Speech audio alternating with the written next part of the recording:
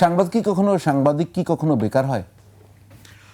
Depend করতেছে যে আপনি আসলে সাংবাদিকতা করছেন কিনা। আপনার সাংবাদিকতা তো একটা পেশার মতো, যেমন আইনজীবী বেকার হইতে পারে কিনা, হ্যাঁ পারে।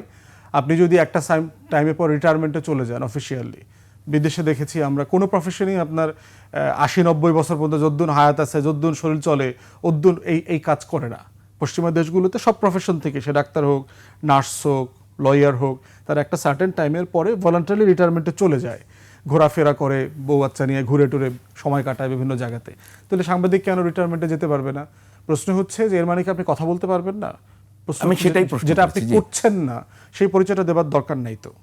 মানে আপনি একটা কাজ করেন না, ধরুন আপনি একসময় শিক্ষক ছিলেন, এখন আর শিক্ষকতা করেন না, তাহলে সিনিয়র শিক্ষক বলে তাকে পরিচয় দিচ্ছে, তাকে সাবেক শিক্ষক পরিচয় দিবেন। যিনি সচিব, আপনার এখানে তো অনেক সচিবরা আসেন, তাকে তো সিনিয়র সচিব বলেন না তো এখন আর, কারণ উনি তো রিটায়ারমেন্টে চলে গেছেন, সাবেক শিক্ষক সচিব বলছেন।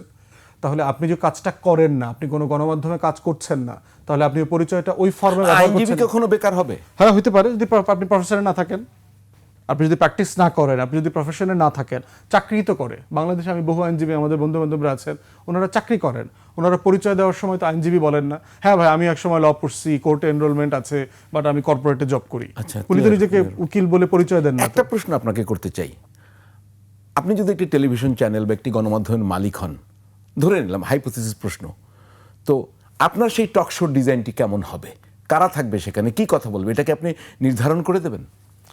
এইটা তো একটা জটিল ব্যাপার হচ্ছে, আপনি এমন একটা প্রশ্ন করেছেন, যেমন ধরুন আমি বলি আর কি, যে আমি তো চাকরিজীবীর সন্তান, এবং এটা সবসময় বলে যে চাকরিজীবীদের ছেলে মেয়েদের মানে অন্তরটা পুঁটি মাছের মতো হয়, মানে হলো যে এরা ব্যবসায়ী হইতে পারে না, খুব কম আর কি। তা আমি উদ্যোক্তা টাইপের মানুষ না, টেলিভিশন চ্যানেলের মালিক হওয়ার কোনো সম্ভাবনা নাই। দ্বিতীয়ত হচ্ছে, যেটা শুধু গণমাধ্যম না, যে কোনো প্রফেশনই যিনি ওই কাজটার জন্য বেস্ট সুটেড, তাকে দিয়ে ওই কাজটা করতে হবে। আর দ্বিতীয়ত যেটা গুরুত্বপূর্ণ, সেটা হচ্ছে একটা গণমাধ্যমের ন্যাশনাল রেসপন্সিবিলিটি এবং অ্যাকাউন্টেবিলিটি দুটোই থাকতে হবে। ওই দুইটা জিনিস মাথায় রেখে যেন আমরা করি।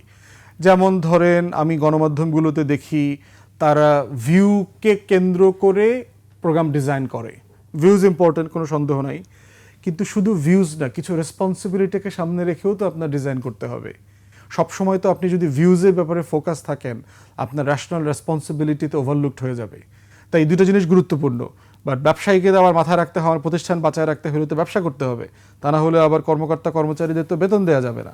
তো উদ্যোক্তাদের সেই সংকটের জায়গাটা আছে। বাট গিভেন সিচুয়েশনে যে কোনো জায়গাতেই যে কোনো জিনিস তার রাইট লোককে দিয়ে পরিচালনা করা দরকার।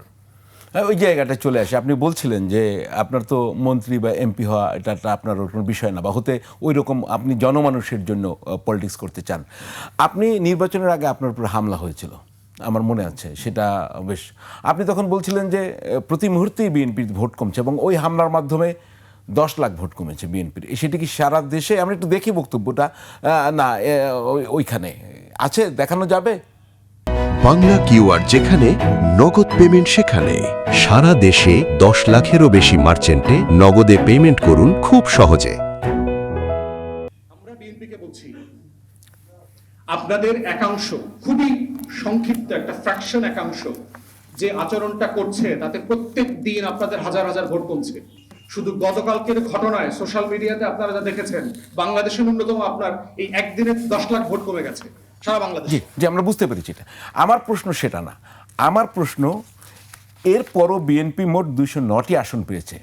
আপনার ধারণা, যদি বিএনপি ওরকম না করতো তাহলে কতগুলো আসন পেত? মানে 2/3 ব্রুট মেজরিটি, আরো কত বেশি আসন পেত একটু আমায় বলতে। প্রতিদিনই তো কমেছে 1000 করে, তারপরে একদিনে 10 লাখ, তো মোটামুটি তো কোটির ঘরে গেছে। যদি বিএনপি আপনি যে রাইট ট্র্যাক তাদের জন্য সাজেস্ট করেছিলেন, সেটা হলে বিএনপির আসন কত হতে পারতো, মানে একটা ধারণা চাই আপনার কাছে। প্রথম কথা হচ্ছে যে আপনার বিএনপি তো তার যে হিস্টোরিক জাতীয়তাবাদী যে ভোট ব্যাংক, এই ভোট ব্যাংক সিরিয়াসলি কমে গেছে এবার। তাহলে প্রশ্ন হচ্ছে, সে জিতলো কিভাবে? সে জিতেছে মোটা দাগে আপনার মাইনরিটি এবং আওয়ামী লীগের একাংশের ভোটের জিতেছে একটা বিশাল সিট, এবং দেখবেন বিএনপির প্রায় 40-50টা জায়গায় সে জিতেছে, যেটার হিস্টোরিক্যালি তার জেতার অভিজ্ঞতা নাই।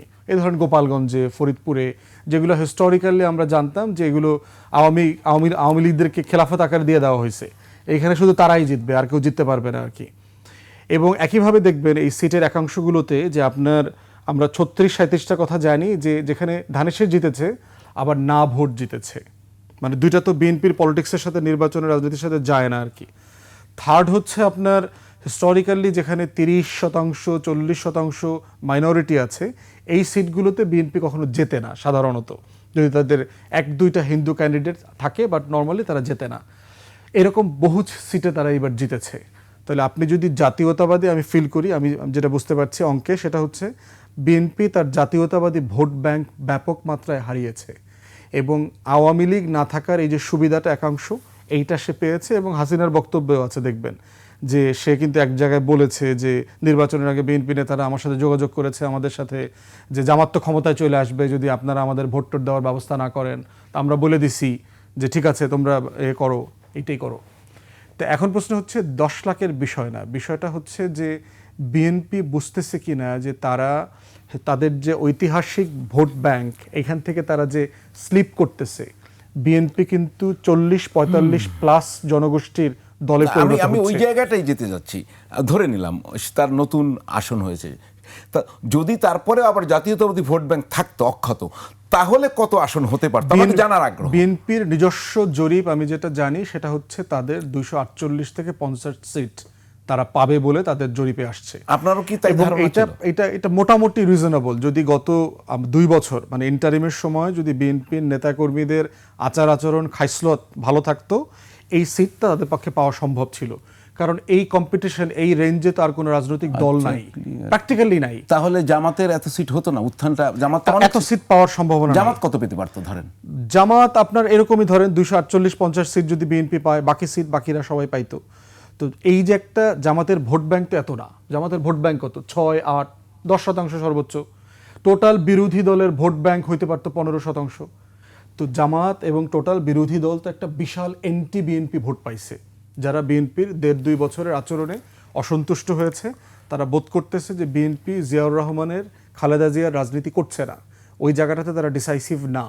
তো সেই এন্টি বিএনপি যে রিয়াকশনের ভোট, সেটা তো জামাতের ঘরে গেছে, যেহেতু আর কোনো দল ছিল না ভোট দেবার মতো। জি, আপনার আসন হচ্ছে বরিশাল 3 মুলাদি বাবুগঞ্জ।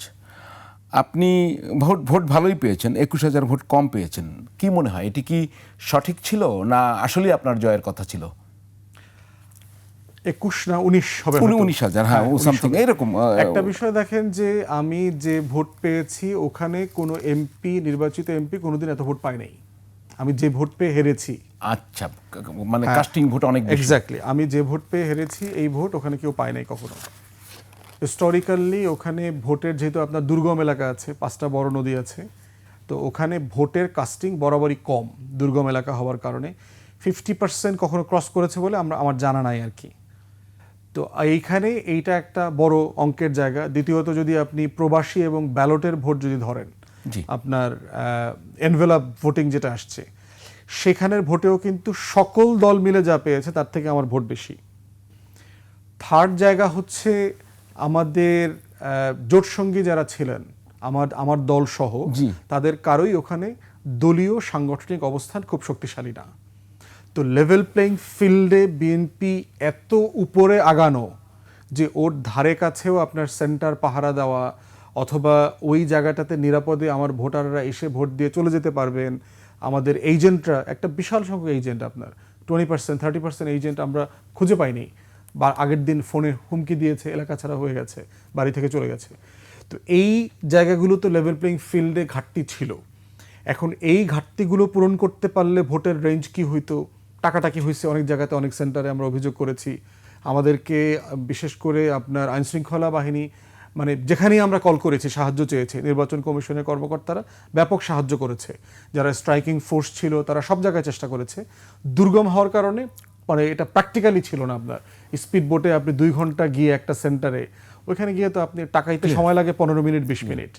তো সেই জায়গাতে আমি বোধ করি যে একদম অ্যাবসলিউটলি ফেয়ার নির্বাচন হয়েছে তা না, কিন্তু ওটার রেজাল্ট কি হইতে পারতো এটা তো আমি প্রেডিক্ট করতে পারছি না।